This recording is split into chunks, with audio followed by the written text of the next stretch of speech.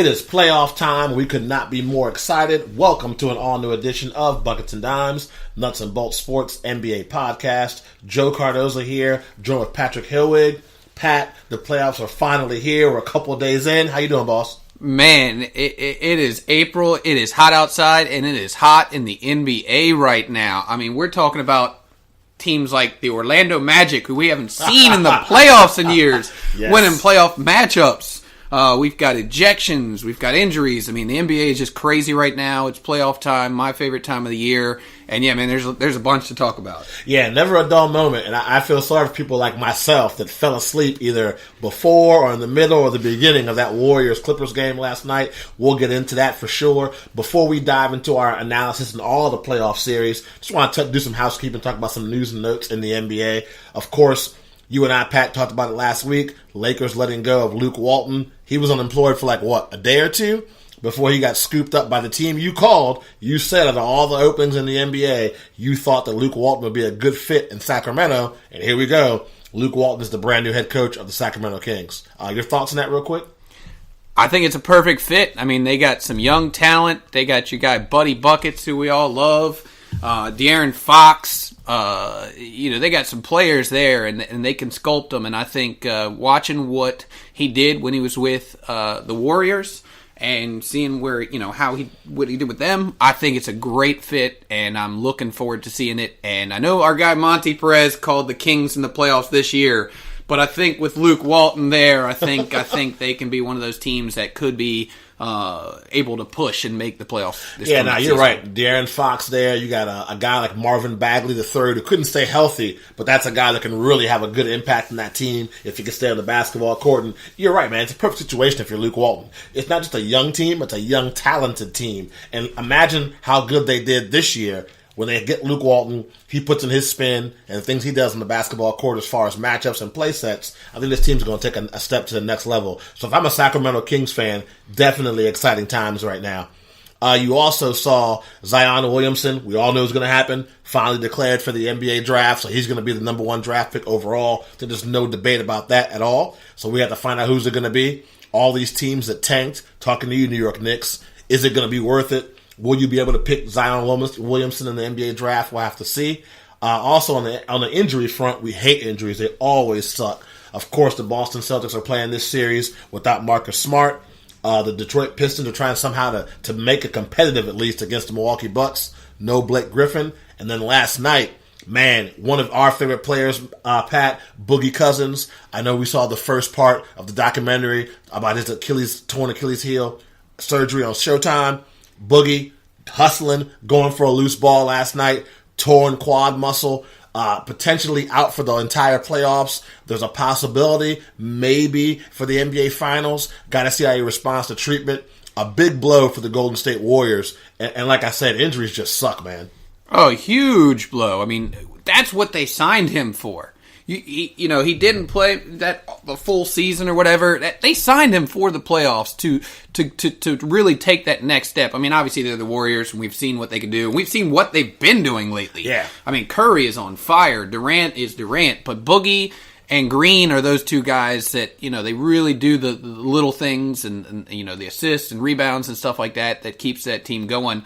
Kayvon Looney, though, did really step up. I believe he had 19 points in that game. So, good to see him doing well. But, man, it sucks for Boogie. I've been a Boogie guy since Kentucky. I've been a Boogie guy since when he was in Sacramento. I know he's trying to get rid of the Boogie name, too. It's just habit. I'm sorry. It's just habit. DeMarcus Cousins, right. But, I mean, I feel for the guy. I mean, I've seen the guy really mature through years of playing in the NBA. And to have a chance to win a title finally in his career, not saying that they're not going to win the title this year, not saying he's not part of the team, but, I mean, I'm sure he wanted to be part of the team and actually contribute to that title if they do win one. But yeah, it just sucks, man. You talk about a guy that came back from that major injury, the Achilles. When you rupture your Achilles, I mean, we just saw, I'm not sure if you heard, I know this is an NBA podcast, but basketball's basketball. Breanna Stewart, one of the best players in the NBA. I think it was either yesterday or the day before yesterday. Landed awkwardly, ruptured Achilles tendon. She's out for the entire season. And just to come back from the injury is so tough. And to see that guy get hurt again the way he did last night, heartbreaking, man, for sure. And think about a guy like Blake Griffin. I feel like Blake Griffin put the Detroit Pistons in his back. I mean, he dragged those guys into the playoffs. They get matched up against Milwaukee, and you think, oh, man, this is going to be a one-sided affair. But if you got Blake on your team, you got a fighting chance. And here he is, not going to be able to play the entire series. So just a big blow to those teams. But this is where it comes into a play. Golden State getting a guy like Andrew Bogut, who had 9 rebounds last night, who's been in the NBA Finals, been in the playoffs. That Bogut signing now is super critical. Not that they thought that Boogie was going to get injured, but having Looney, having Bogut, those two guys combined, maybe they can fill the shoes. Yeah, definitely. I mean, you look at that team, and the thing that's got them winning titles is always their bench. Yeah, you know who your stars are, but it's the bench. It's what Iguodala does. Cook came up big last year for him, made some big shots. So, we'll see how it affects them. But I think that they're still the Warriors, so they still have guys. It's next guy up mentality, and they have the stars to do it. But it's definitely a big blow to that team's title chances. And I'm going to say it every podcast to the NBA Finals or until he gets eliminated. I just want to see him fully healthy, no excuses. Thank you, basketball gods, for letting Chris Paul get through a game unscathed. Let's keep it going. Let's keep my man CP3 on the court healthy. Every year it's some kind of soft tissue injury or something crazy with him. So I'm happy to see he's still in the NBA playoffs. Keep it that way. Let's dive right into these series. We're going to kick things off with the game with last night.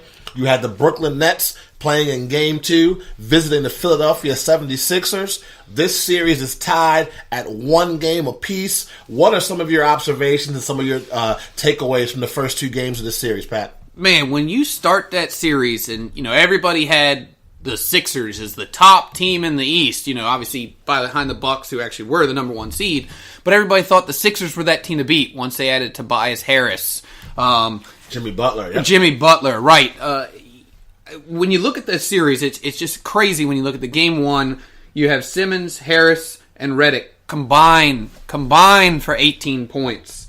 The team, 3 for 25 from the 3-point line, get embarrassed by the Nets. And then to turn around and come in that second game, and you got Ben Simmons with a triple-double. You got 51 points in the third That was incredible. Quarter. That was a Warrior-like. It really was. It was just insane to see the 2 different games. You got your boy Boban Marjanovic. I said it right. The next big thing in Hollywood. I'm telling you, man, he is a star everywhere, and he was out there, and you could tell, he was dominant. When he was in there, he was not missing. Yeah, 14 points in the first half for him. You got Joel Embiid, limited minutes kind of because of the knee injury. For me, yeah, like you said, the first game, the big takeaway was just a lack of effort from Philadelphia. Ben Simmons not being aggressive, in my opinion. Anytime you got Joel Embiid taking, I think it was like 4 or 5 3-pointers in the first half, that's not his game, man. Get your butt down on the block, dominate the paint, create chaos down there, play the game from the inside out. That's the way you win if you're the Philadelphia 76ers. The only guy that really showed up, in my opinion, in Game 1, 30-plus points, was Jimmy Butler. And Jimmy Butler could not do it by himself. So J.J. Redick last night, huge bounce-back game. Talked about triple-double from Ben Simmons. Joel Embiid, flagrant elbow to the face of Allen aside. Great game for him. That's kind of what I expected from this team. Now the question is, can they do it consistently as they move on to Brooklyn and try to see if they can take advantage of this series? Because like I said, it's tied at 1 game apiece. We'll have to see what goes on. And man, that 51-point quarter was incredible to watch. That whole game, they were just, you could tell that they thought there's no way they were going to lose at home in this series. They thought they were going to be the better team. They thought they could dominate the Nets. And Simmons really, really, really did push. He was pushing. If you watch any of that game, aggressive, man. He does, but that's his game. He's not. Obviously, they said they're going to give him any open shot. They're going to let him come down the court when he brings the ball up. If you watch the guy standing at the free throw line when he gets to the 3-point line, and he's not even trying to come out at all. That's a liability. Something he's got to work on, but different show. Yeah. Well, and that and his comments though about the whole booing thing from Game 1, that kind of, I'm like you play in the NBA, you're if you're not performing, guess what happens?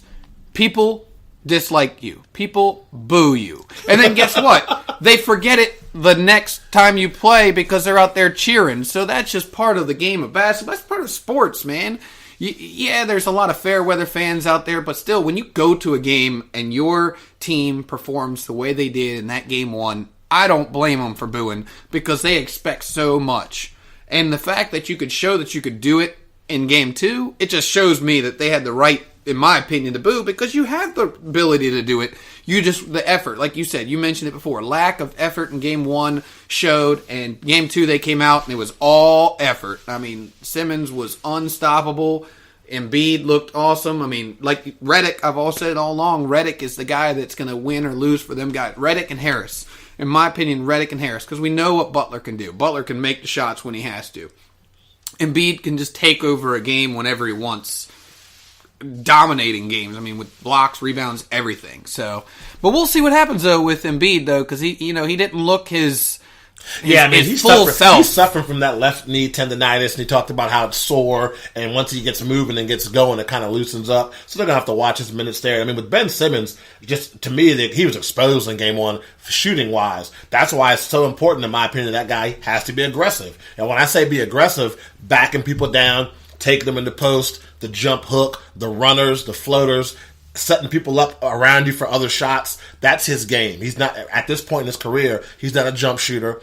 He's not dominant from three. So for him to kind of be on the outside and watch things happen, that's not his game. From the opening jump, he has to be aggressive. And talking about Brooklyn, I mean, I'm really impressed with the game one performance of those guys. That a lot of teams that make the NBA playoffs for the first time in a long time are happy to be there. The Brooklyn Nets are not just happy to be there. They're trying to win the damn thing.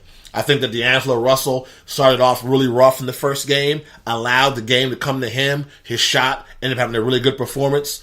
Spencer Dinwiddie, my man, great game one, great game two. Anytime I have a chance to give some props to Michigan, I will. You had LeVert out there, game one, game two, performing well as well. You also had their bench coming up big for them as well. So, I mean, if I'm Brooklyn, game one, you couldn't have been happier. You got the split. Now we go home. We got their attention. You kind of expected a team as talented as Philadelphia to come back the way they did in game two. You watch the tape. You make some corrections. It's series on, baby, from a Brooklyn Nets fan. Oh yeah, I mean, this is what the playoffs is all about. Who's going to make the right changes into the next game, adjustments and stuff like that. It's all coaching.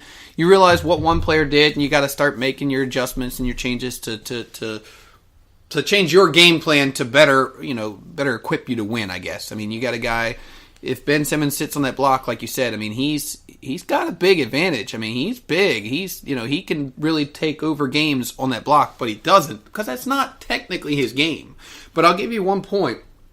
If you remember, before LeBron started winning titles, what did LeBron do? He kind of went out and he worked on his post game. And that's had when that summer with Hakeem Olajuwon. Hakeem with Olajuwon. Yeah. And that's when LeBron became the dominant, and he was always dominant in his game, but that's really when he got his game just jumped to a next level because nobody could guard him it was a mismatch for anybody on the court.